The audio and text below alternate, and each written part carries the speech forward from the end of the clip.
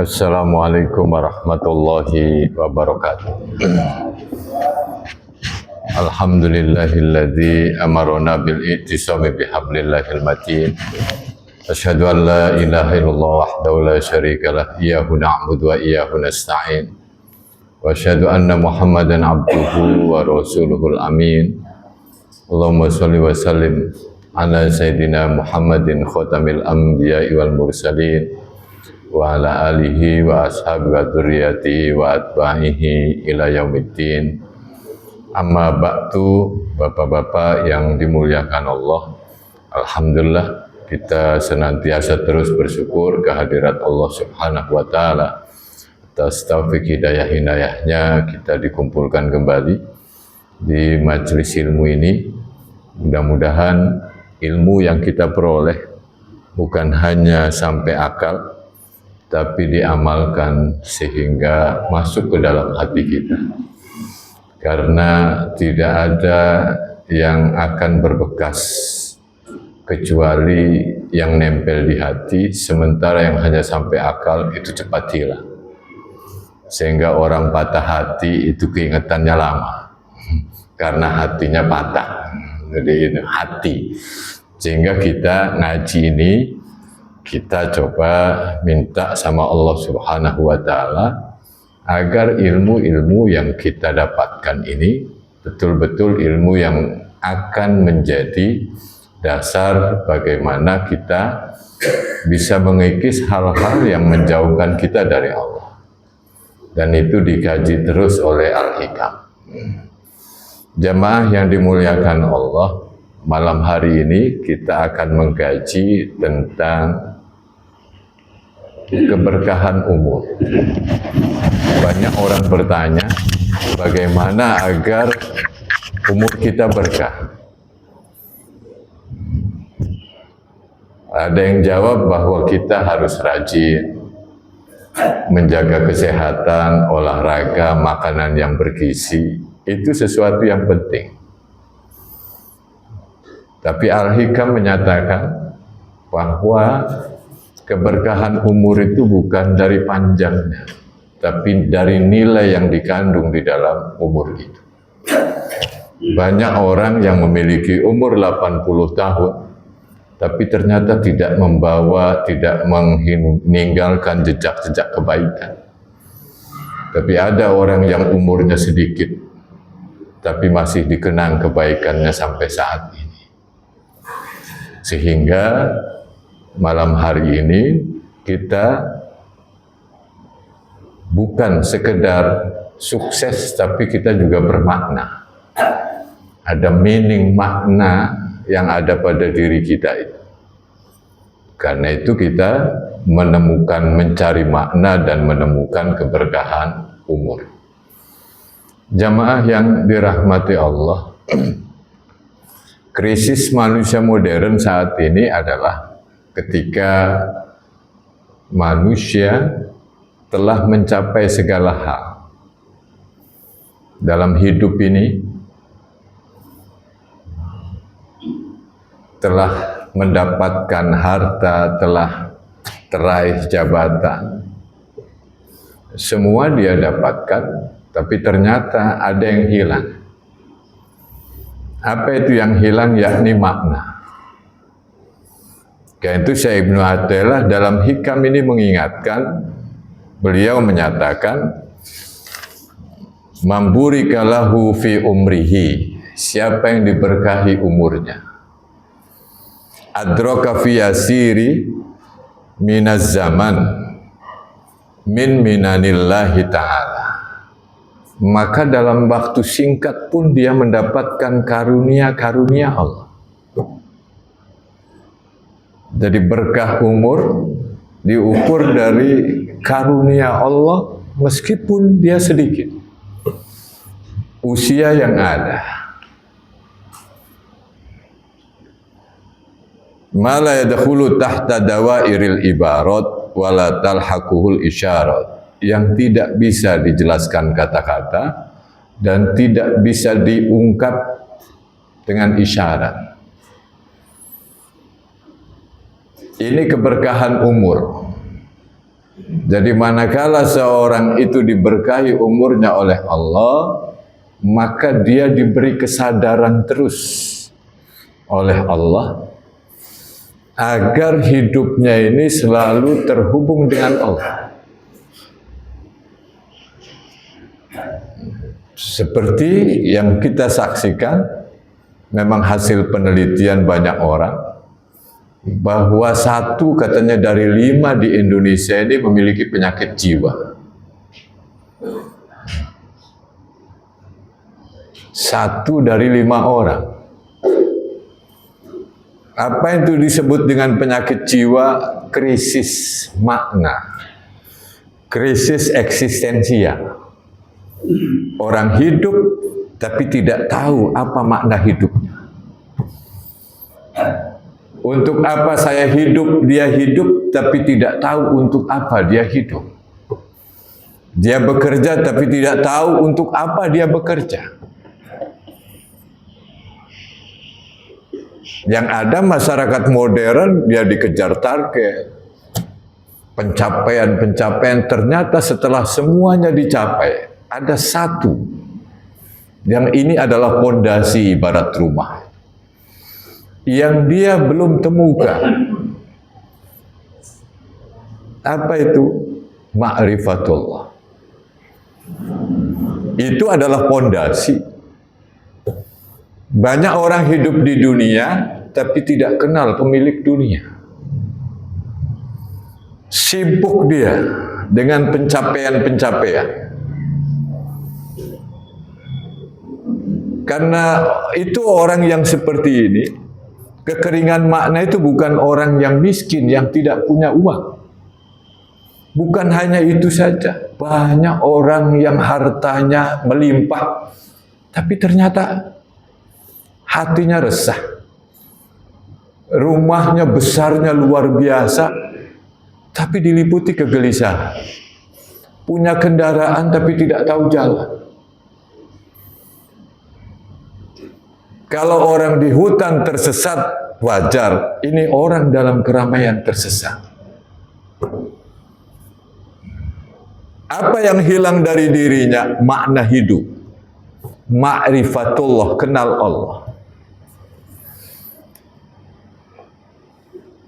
Sehingga seberapa banyak pun, seberapa besar pun yang dicapai, tidak pernah akan mencapai ketenangan.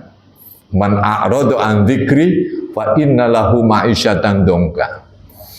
Ketika Allah peringatannya, ketika orang tidak mengenal Allah, ketika orang lupa sama Allah, meskipun dia telah mencapai segala hal,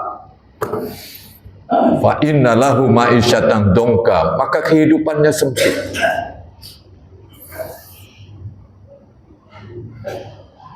Angka bunuh diri di dunia itu banyak sekali. Bahkan yang melakukan bunuh diri orang yang memiliki harta $1 juta. Hartanya sudah lebih, tapi kemudian dia krisis eksistensial. Hidup, tapi tidak tahu apa arti dia hidup itu. Untuk apa saya hidup itu?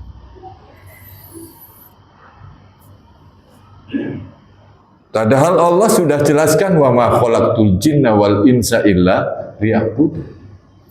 Tidaklah aku ciptakan jin dan manusia kecuali untuk beribadah, mengabdi kepada Allah. Menjadikan Allah pusat kehidupan, baru ke yang lainnya. Sehingga yang lainnya ini adalah turunan orang kenal Allah. Kenapa ini menjadi inti eksistensial? Sehingga umurnya jadi berkah. Setiap yang dia lakukan min kulli nafasin, setiap nafas yang dia hembuskan, liqa Allah, dia bertemu dengan Allah. Dalam arti dia melakukan amal-amal soleh yang hatinya hadir bersama dengan Allah. Umur itu jadi berkah. Ada syariat yang Allah berikan itu dalam rangka orang ma'rifatul, kenal Allah. Aqimis sholata li dzikri, dirikan sholat untuk zikir kepada. Namun banyak orang yang sholat hanya ritual, tidak spiritual. Apa artinya? Hatinya tidak dilibatkan. Apa maksud dan maunya sholat itu tidak terhunjam di hati. Jangan heran orang yang rajin sholat ternyata maksiatnya juga rajin. Ini STMJ ya. Jadi sholat terus maksiat jalan. Karena ritual menggugurkan kewajiban. Tenang karena selesai tenangnya. Bukan tenang karena dia sudah menghadap Allah. Mestinya bukan hanya sholat yang wajib dilakukan, tapi dalam kehidupan adalah sholat semuanya, puasa semuanya, zakat. Jadi makna yang diambil, maka orang hidupnya akan berkah.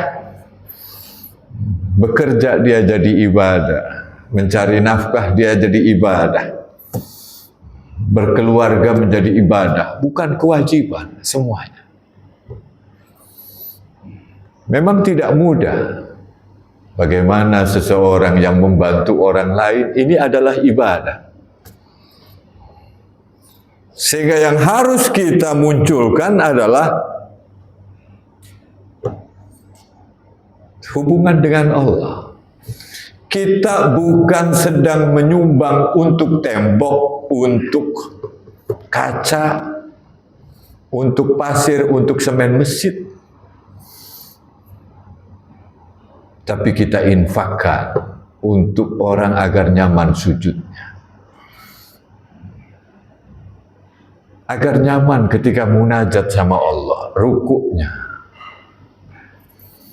Sehingga kalau ini yang diambil, orang terhubung dengan Allah. Orang bekerja di rumah sakit, dia kerjaan, dia membantu orang, tidak lihat orangnya, tapi dia, siapa dia? Kalaupun anak kecil, ini adalah nanti akan menjadi generasi yang akan memimpin negeri ini. Kalau ada orang tua, maka boleh jadi dia adalah tulang punggung daripada keluarganya. Yang sedang ditunggu oleh keluarganya, maka saya harus merawat dia dengan sungguh-sungguh. Karena Allah terhubung, sehingga pekerjaannya itu adalah tidak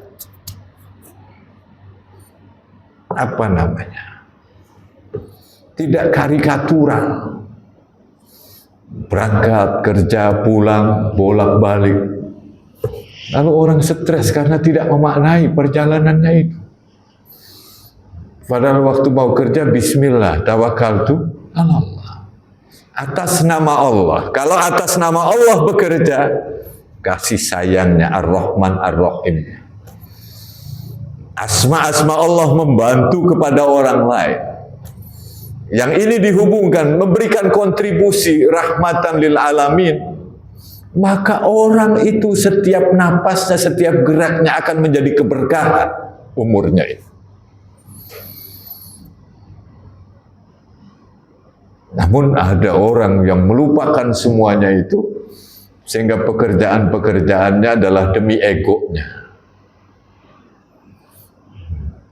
Demi kepentingan pribadinya.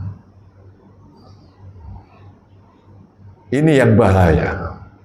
Karena ini yang menjadikan orang terhalang dengan Allah. Ego. Nafsu kita ini, kalau tidak ditundukkan, sehingga kita setiap malam Jumat itu mengkaji ilmu-ilmu bagaimana menundukkan hawa nafsu itu. Sebab selama ini ketika ilmu itu tidak didapat, orang stres, overthinking, depresi. Yang ada apa? Apalagi Gen Z misalnya. Dia flexing. Waduh. Lalu nanti hedonisme. Nanti ujungnya na'udzubillahi min dzalik. Sabu-sabu, narkoba. Puncaknya nanti dari menara, tapi bukan menara masjid, bunuh diri. Orang karena tidak tahu sebenarnya apa yang sedang dia cari, itulah hubungan dengan Allah. Karena roh ini tidak pernah akan tenang kalau tidak terhubung dengan Allah. Hubungkan dulu dengan Allah, maka kemudian ketika terhubung dengan manusia, dengan pekerjaan, maka sambung. Alastu bi rabbikum qalu bala syahidna, bukankah aku ini Tuhanmu? Itu di alam roh. Allah memberikan perjanjian pada kita sebagai manusia, dan manusia semua menjawab rohnya, qalu bala syahidna. Betul, engkau adalah Tuhan kami. Tapi ketika di dunia, roh ini tidak dikenalkan sama Allah. Dia terus mencari. Ketika dia tidak temukan, maka itulah yang disebut dengan krisis makna. Jangan heran, ada orang yang kaya raya, ada orang yang tertawa terbahak-bahak di luarnya, besoknya ternyata bunuh diri. Bahkan bunuh dirinya live. Ini ada ya, live ingin bunuh diri. Coba lihat, untung diselamatkan katanya oleh satpam, security gitu. Karena lagi live nih mau bunuh diri gitu. Karena dia sebenarnya kehilangan makna itu, dan itu adalah eksistensial, sangat mendasar. Ma'rifatullah, kenal Allah. Terus itu akan mencari. Ala bi dzikrillah tatmainnul qulub. Dunia ini tempat singgah, bukan tujuan. Tujuan kita adalah menghamba. Ketika menghamba, maka kita memberikan kontribusi, memberikan kasih sayang, membantu orang lain. Semuanya tapi dasarnya adalah lillah. Maka berkahlah umurnya orang itu. Karena banyak orang membantu tapi demi kepentingan dirinya. Jangan heran orang yang bergantung kepada manusia itu, bergantung kepada selain Allah, itu dia akan selalu stres. Berbuat baik sama orang, tapi semata-mata karena manusia baiknya. Nanti yang dibaiki, berbuat kurang baik sama dia, kurang asem. Padahal saya sudah baik sama dia, tapi dia begitu. Karena bukan karena Allah. Tapi kalau karena Allah, ala bi dzikrillah tatmainnul qulub. Hati ini menemukan pusatnya, yakni zikrullah. Roh ini ketemu. Karena ketika masuk ke dunia, roh itu asing. Lalu ketika ego, hawa nafsu yang menjadi pemenang, kemudinya, maka roh ini menjadi kering.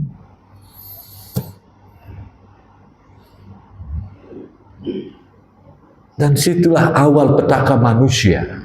Jadi bukan krisis moneter, krisis ekonomi, tapi krisis spiritual, krisis rohani kita. Yang selama ini orang lupakan. Orang tidak baik di luar itu karena tidak baik di dalam. Dekat sama Allah, tidak usah jalan ke sana mendekat. Tapi cukup masuk ke dalam, perbaiki hatimu. Selama ini tertutup putih, lalu tertutup dengan hitam-hitam. Manusia itu fitrah suci, ketuhanan, tauhid. Tapi lewat hidup, manusia lupa akan fitrahnya. Manusia itu adalah penyayang, pemaaf, penolong, apalagi saling membantu, saling bisa bekerja sama, sehingga manusia dalam bahasa Arab disebut insan. Ines, unes itu intim. Hubungannya akrab, unes. Jadi kalau tidak akrab, berarti bukan unes manusia ini. Jadi apa ini? Itu fitrahnya. Karena bisa jadi dari yang dia lihat, yang dia baca, pengalaman hidup. Lalu ini mengalahkan fitrahnya. Literatur yang dibaca akhirnya sempit, sesat semuanya, kecuali golonganku yang masuk surga saja. Golongan yang lain masuk neraka, sesat. Literatur yang sempit itu membentuk pribadinya. Mana rahmatan lil alamin. Rasul pernah menyatakan bahwa aku tidak diutus untuk melaknati orang lain, tapi menjadi rahmat bagi orang lain. Wa ma arsalnaka illa rahmatan lil alamin. Jangan heran radarnya kalau ketemu kelompoknya senyumnya sumringah. Apa sumringah? Senyumnya itu luar biasa, tapi kalau beda kelompok, matanya sudah rada melotot sedikit. Kenapa ada sekat-sekat seperti itu? Karena orang picik akibat membaca literatur yang salah. Prasangka negatif sama orang lain, karena pernah ditipu, akhirnya setiap ketemu orang itu penipu. Ini bisa menjadikan orang hidupnya adalah tidak nyaman. Yaitu siapa yang diberikan keberkahan umur, maka setiap saatnya, sampai waktu yang sebentar saja punya makna karunia Allah. Dia mendapatkan taufik, hidayah, cahaya, ma'rifat mengenal Allah, terhubung semuanya. Inna fi khalqis samawati wal ardi wa ikhtilafil laili wan nahar la ayatin li ulil albab alladzina yadhkuruna Allah qiyaman wa qu'udan wa ala junubihim wa yatafakkaruna fi khalqis samawati wal rabbana ma khalaqta hadza batila.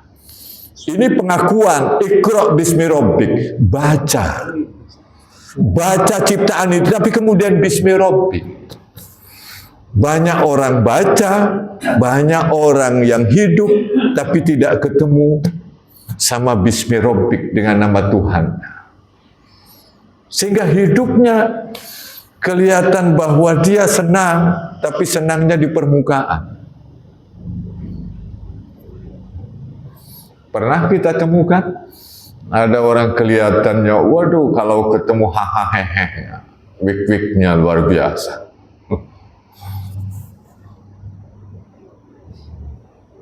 Padahal di dalamnya sedang depresi, sedang stres, tidak menemukan makna hidup, ketemu dengan pemilik hidup, ma'rifatullah. Awaluddin ma'rifatullah. Awal agama itu kenal Allah. Sehingga tauhid diajarkan oleh orang tua kita. Selama ini pendidikan begini ini adalah jarang. Jadi yang diajarkan sama anak itu pencapaian dunia. Sekolah nak, kalau sudah sekolah, sampai kuliah nak, kalau sudah kuliah, nanti dapat pekerjaan nak, setelah dapat pekerjaan, nanti dapat duit nak, cuan. Setelah dapat cuan, nanti bisa berkeluarga, hasil terus.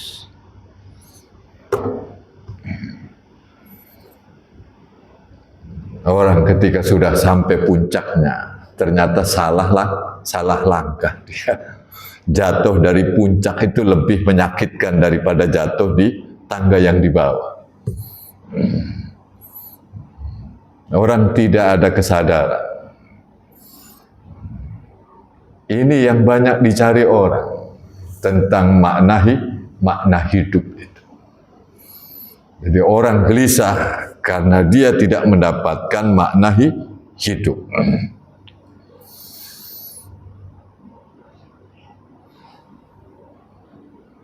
Jamaah yang dirahmati Allah Subhanahu wa ta'ala. Karena itu Seseorang yang ketika diberkahi umurnya ini tidak bisa diungkap. Semuanya itu punya nilai. Dia tambah dekat dengan Allah. Hidupnya.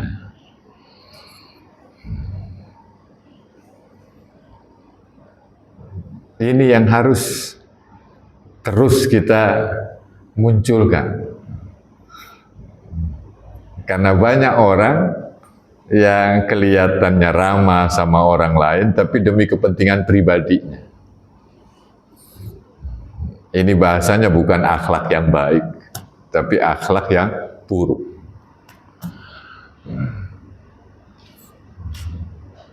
Orang baik, tapi ada keuntungan pribadi yang dia ingin ambil. Orang yang seperti ini tidak pernah akan mencapai kebahagiaan. Umurnya tidak berkah. Sehingga Rasul menyatakan, siapakah manusia yang terbaik itu? Yakni man tola umruhu wa hasuna amal. Orang yang panjang umurnya tapi bagus amalnya. Jadi panjang umur itu bukan dilihat dari kalendernya, tapi dari nilai yang dikandung di dalam umur. Waktunya sama semua 24 jam. Tapi ada orang yang setiap nafas, min kulli nafasin, nafas yang ditarik, yang dihembuskan.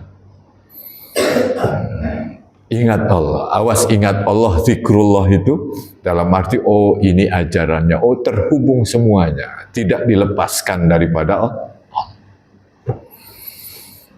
Ngajar dalam rangka mendidik, bekerja, membantu orang lain, sementara nanti uang, cuan, segala macam itu adalah efek samping. Sehingga ada seorang yang bercerita bahwa FB itu katanya, Facebook itu niatnya bukan untuk digulirkan sedunia, tapi untuk temannya.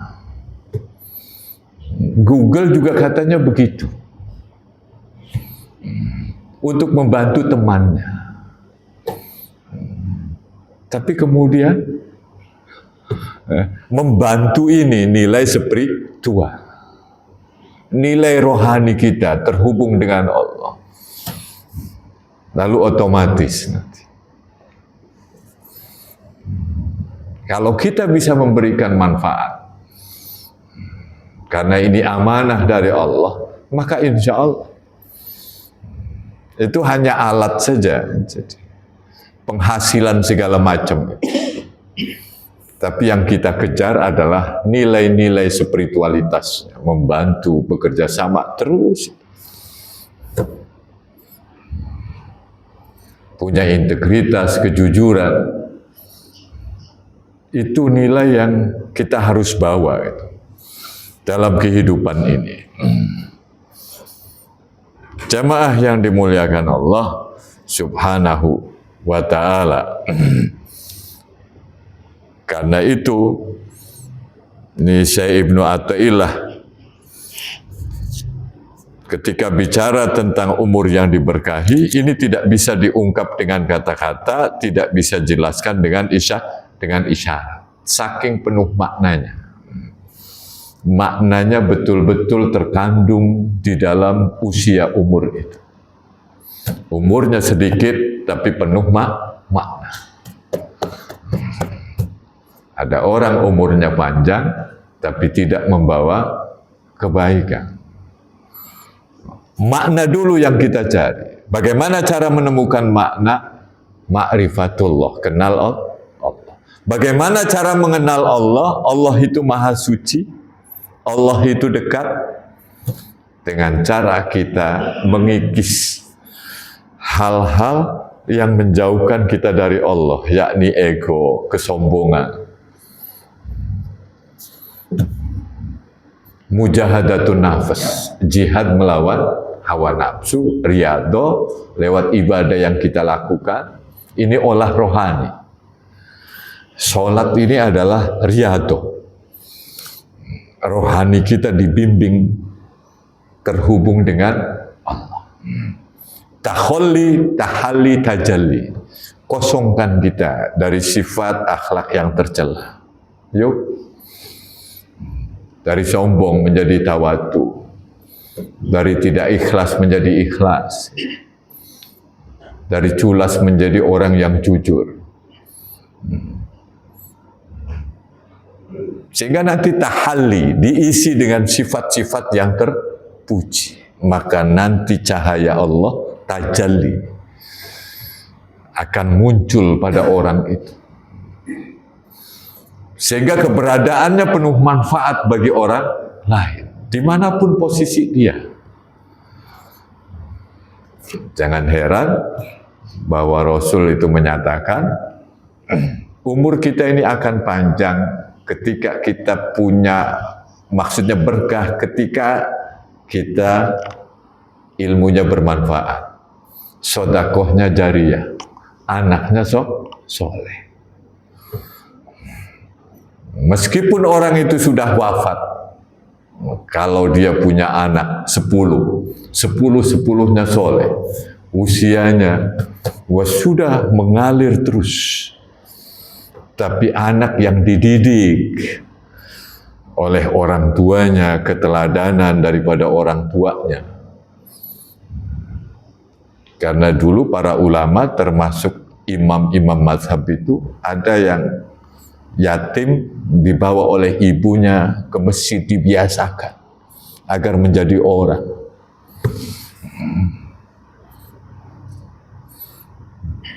Diantarkan ke guru ngaji. Maka setiap didikan orang tua yang seperti waladun solihun yad'ulah, meskipun orang tuanya sudah wafat. Jadi keberkahan umur bukan hanya pada saat di dunia, tapi juga berlanjut keberkahannya. Ziyadatul khair, tambahnya kebaikan dari apa yang dia tinggalkan. Sedekah jariyah. Insya Allah selama masjid ini ada dan digunakan untuk ibadah, munajat, mencari ilmu dalam rangka dekat dengan Allah, maka infak yang kita berikan akan terus mengalir sampai kemudian ketika kita sudah tidak ada. Ilmu yang bermanfaat, yang menjadikan orang dari yang tadinya sakit rohaninya menjadi waras rohaninya. Lalu dia berbagi dengan yang lain, terus mengalir dia ilmu yang bermanfaat. Ini yang disebut dengan keberkahan umur. Jadi bagaimana Rasulullah Sallallahu Alaihi Wasallam mengatakan tadi khairun nas man tola umruhu wa hasuna amalu.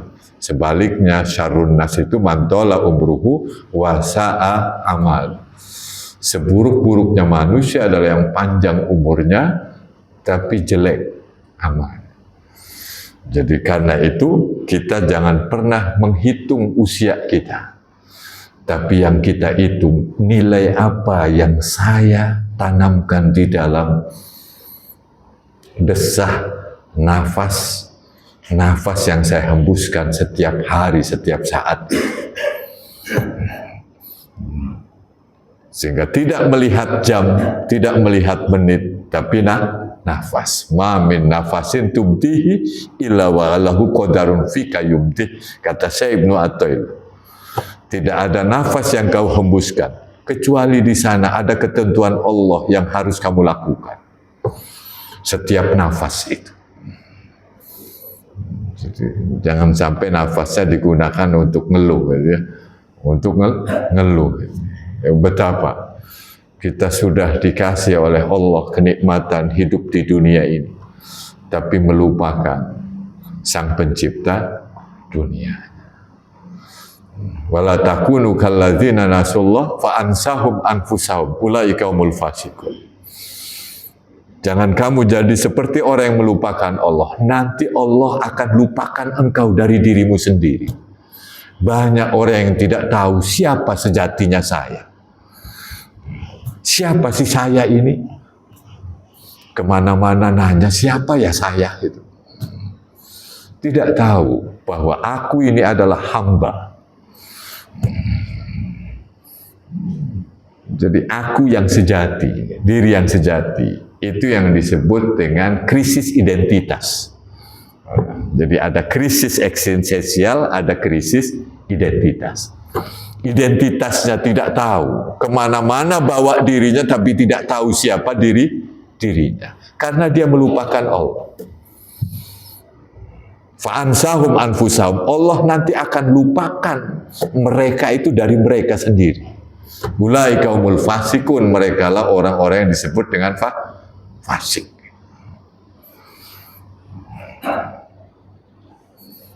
Jadi kalau disinari dengan pengenalan Allah, maka seluruh tindak tanduknya akhlakul karimah bernilai tindakannya itu karena terhubung dengan niat karena Allah. Kan itu sholat agar menjadi spiritualitas, ritual ini menjadi spiritual, hadirkan hati kita seberapapun sambil belajar dan kemudian kita istighfar sama Allah, saya belum sepenuhnya, ya Allah ingat Engkau. Lagi sholat saja saya masih banyak lupa Engkau, apalagi di luar sholat. Kan itu istighfar gitu. Kerendahan diri kita. Jangan habis sholat tang-tang teng-teng. Apa tang-tang teng-teng? Melotot sama orang-orang. Jadi seolah-olah dirinya telah melakukan amal soleh. Itu amal salah kalau begitu. Tidak pernah ada ibadah yang memunculkan kesombongan. Bukan ibadah namanya. Dia sedang menghadap siapa? Karena tidak pernah ada ibadah kecuali melembutkan hati. Hati ini lembut. Lembut itu bukan berarti halus-halus, itu maksudnya lembut sehingga tersentuh empati, simpati yang menjadikan dia memiliki akhlakul karimah. Karena terhubung waktu sholat itu dengan Allah keimanan. Akmalul mu'minina imanan ahsanum khuluqa. Orang-orang mukmin yang paling sempurna imannya, ada yang paling bagus akhlak. Jadi kalau kita ingin tahu, saya ini sempurna atau tidak imannya, lihatlah akhlak kita. Apakah sama orang lain, kita berakhlak baik, senyumnya karena Allah, membantunya karena Allah. Bekerja samanya karena Allah. Kalau ini iya, barometer. Akmal mukminin imanan. Keimanannya itu akmal, sempurna. Afdol utama. Karena banyak orang iman saya ini sudah seberapa ya. Cek aja. Itu ketika orang habis sholat adalah orang begitu menanamkan keimanan. Allahu Akbar, subhanallah. Wa bihamdi, subhanallahil adzim. Subhana rabbiyal a'la, terus ditanamkan ke sini. Penanaman nilai-nilai spiritualitas. Nilai-nilai ketuhanan pada diri seseorang seharusnya dari ketuhanan kemanusiaan. Sesuai dengan Pancasila. Ini hari lahirnya Pancasila, Juni. Ketuhanan yang Maha Esa, maka muncul kemanusiaan yang adil dan beradab. Tidak pernah ada kemanusiaan yang adil dan beradab di Indonesia ini kalau salah dia dalam ketuhanan. Kan itu kalau misalnya terjadi krisis di Indonesia, krisis, sesungguhnya yang krisis itu adalah krisis keimanan. Yang ada adalah ego, sistem bukan ekosistem. Jadi egonya yang bercengkrama, masing-masing ingin mengeruk kekayaan pribadi-pribadi. Padahal negeri ini adalah negeri bersama. Ingin kemudian mereka kaya sendiri, ingin capai sendiri. Siap orang seperti ini, dia telah mencapai sesuatu karena tidak menemukan makna. Umurnya tidak berkah, bahkan akan menjatuhkan diri. Kalau dia tidak punya ilmunya, dia akan melakukan hal-hal yang dilarang oleh agama. Penyelesaiannya. Jangan heran kalau di barat katanya itu sudah disuntik mati jadi kayak dibuat zombie itu. Yang seperti itu. Inilah orang tidak jauh-jauh krisis makna, krisis spiritual, krisis rohani kita. Jadi mudah-mudahan dengan kita mengkaji keberkahan umur, ayo. Karena yang kita inginkan adalah husnul khotimah kita. Jadi kualitas umur yang sampai ujungnya adalah kita baik. Jadi baik. Ayo mulai, karena kita tidak tahu kapan kita akan wafat. Dengan kita mengingat kematian, menjadikan hidup kita semakin bermakna. Bukan takut akan hidup, semakin. Kenapa? Karena saya sedang menyongsong kematian. Dengan kehidupan yang penuh keberkahan, terus ziyadatul khair, kebaikan-kebaikan. Maka kalaupun saya wafat, insya Allah akan wafatkan saya husnul khotimah.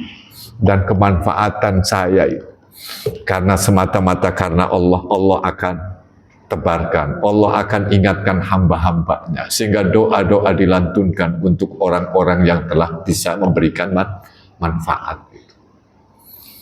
Umurnya penuh dengan keberkahan. Kita membaca selawat kepada Rasul, karena ucapan terima kasih kita sama Rasul, utusan Allah yang menjadikan teladan uswah hasanah kita. Jamaah yang dirahmati Allah, inilah yang bisa disampaikan, bahwa kita harus mencari makna. Kita temukan makna itu.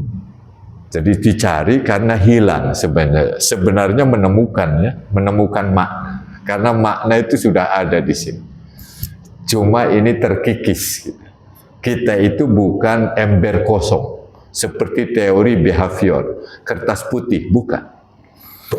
Tapi kita itu adalah api yang dinyalakan. Jadi bukan kertas kosong. Kita itu sudah ada, cuma nggak nyala. Ini redup, tenggelam, buram, nyalakan cahaya. Fitrah-fitrah keimanan itu. Jadi meskipun lingkungan sehebat apapun membentuk kita, tapi kalau kita kembali kepada fitrah keimanan kita, ya selama ini populer bahwa kita itu seperti kertas kosong. Di lingkungan yang membentuk kita, padahal kita fitrah keimanan. Ada orang yang hidup dalam lingkungan yang jelek, dia menjadi orang terbaik.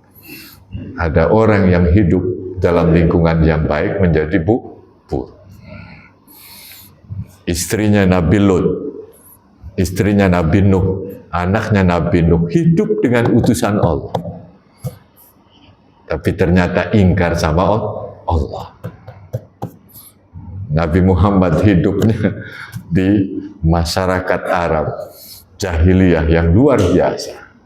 Tapi muncul pribadi yang sempurna, insan kamil, manusia yang sempurna.